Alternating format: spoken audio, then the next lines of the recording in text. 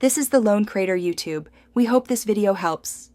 You start by securing everything, make a full system image and confirm the backup works. Then create a Windows Recovery USB and download the new motherboard chipset and LAN drivers so they are ready offline. Disable BitLocker and note your product key because reactivation may be required later. Once done, power down, unplug, and ground yourself.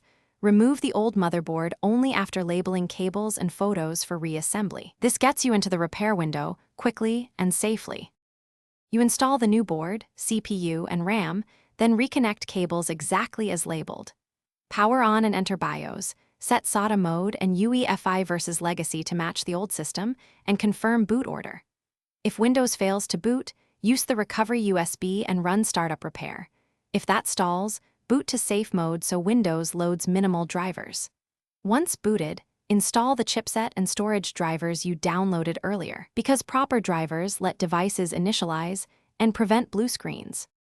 You finish by installing all remaining drivers, LAN first so updates can download, then audio and GPU.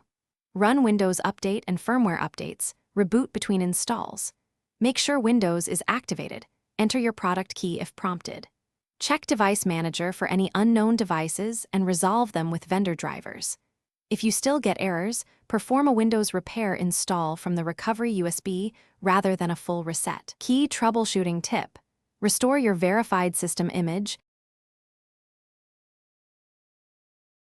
Thanks for watching. Consider subscribing if we helped you.